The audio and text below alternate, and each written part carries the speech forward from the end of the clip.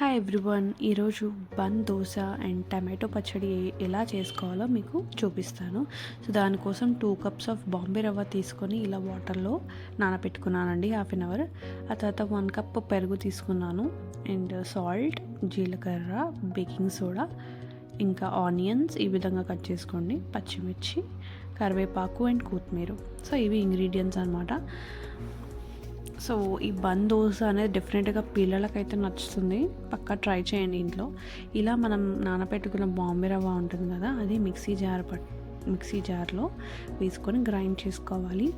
అలా స్మూత్గా అయిన తర్వాత మనం తీసుకున్న కప్ పెరుగు ఉంటుంది కదా, అది అందులో వేసేసి మన దోశ బ్యాటర్ అయ్యేలాగా మనం మిక్సీ పట్టుకోవాలన్నమాట. ఆ విధంగా ఆ కన్సిస్టెన్సీ వచ్చేవరకు. సో వన్స్ అది అయిపోయిన తర్వాత మనం కట్ చేసుకున్న ఆనియన్స్ ఉంటాయి కదా, అవన్నీ ఇందులో వేసుకొని ఈ బ్యాటర్లో వేసుకొని మిక్స్ చేసుకోవాలి. అండ్ నెక్స్ట్ మనము పచ్చిమిర్చి కూడా వేసుకుందాము. ఆనియన్స్ అంటే ఎక్కువ తింటే ఎక్కువ వేసుకోండి, లేకపోతే నార్మల్గా వేసుకోండి. అండ్ పచ్చిమిర్చి కూడా ఒక 4-5 వేసుకోండి. ఒకవేళ తక్కువ కారం తింటే 2-3 చాలు. అండ్ కరివేపాకు, కొత్తిమీర తగినంత వేసుకోండి.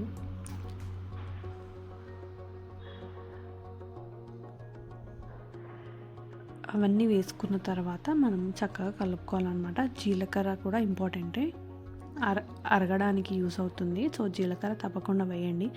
అండ్ సాల్ట్ తగినంత వేసుకోండి. ఒకవేళ అది సరిపోకపోతే లాస్ట్లో కూడా మనం మిక్స్ చేసుకోవచ్చు.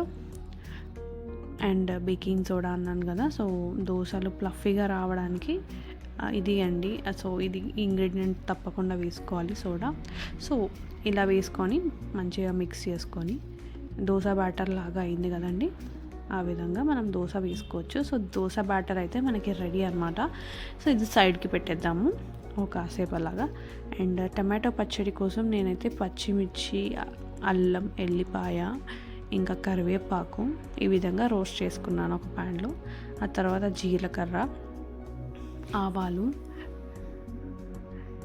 శనగపప్పు ఇవన్నీ వేసుకొని ఫ్రై చేసుకోవాలి. ఫ్రై చేసుకున్న తర్వాత మనము కట్ చేసుకున్న టమాటోస్ ఉంటాయి కదా, అవి ఇందులో వేసుకోవాలి. అలాగనే కరివేపాకు, కొత్తిమీర కూడా ఇందులో వేసుకోవాలన్నమాట. అండ్ కొంచెం చింతపండు అలాగే పసుపు కూడా వేసుకోండి తగినంత. అలా వేసుకొని ఇవన్నీ దగ్గరికి ఫ్రై అయ్యే వరకు ఫ్రై చేయాలన్నమాట. అంటే తర్వాత సాల్ట్ కూడా కొంచెం యాడ్ చేసుకోండి. అండ్ వేయించిన పల్లీలు ఉంటాయి కదా, అవి కూడా వేసేసాను అనమాట. సో అది మంచిగా దగ్గరకు వచ్చే వరకు, అంటే టమాటో పచ్చి వాసన పోయేంత వరకు ఇలా ఫ్రై చేసుకొని కచ్చా పచ్చాగా మిక్సీ పట్టుకోవాలి. ఆ తర్వాత ఒక ప్యాన్లో ఆయిల్ వేసుకొని పోపు గింజలు వేసుకోండి. పోపు గింజలు వేసుకున్న తర్వాత కరివేపాకు, ఎండుమిర్చి ఉంటుంది కదా, అవి కూడా ఇందులో వేసేయాలన్నమాట. కొత్తిమీర కూడా. ఆ తర్వాత మనము ఇంగువ కూడా వేసుకోండి. అండ్ కచ్చా పచ్చాగా మిక్స్ చేసుకున్నది ఉంటుంది కదా, అది మన పోగులో ఇలా వేసుకొని ఒక 2 minutes అలా ఉంచేసేయండి. అంతే అండి, డెలీషియస్ టమాటో పచ్చడి రెడీ అయిపోయింది. రోటి పచ్చడి అంటారు కదా, అలా కచ్చా పచ్చాగా. సో ఈ పచ్చడి అయితే మనం ఈ దోశకి కాంబినేషన్ అనుకున్నాము. నేనైతే చిన్న ప్యాన్ తీసుకున్నాను దోశకి.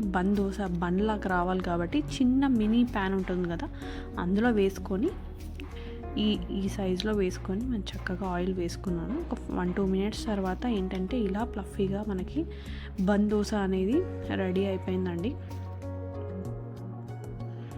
సో ఈ బన్ దోశకి టమాటో పచ్చడి అనేది మంచి కాంబినేషన్. మేమైతే టమాటో పచ్చడితో తిన్నాము. అండ్ పిల్లలకైతే మనం సాస్ వేసి కూడా ఇవ్వచ్చు, వాళ్ళు చాలా ఎంజాయ్ చేస్తారు.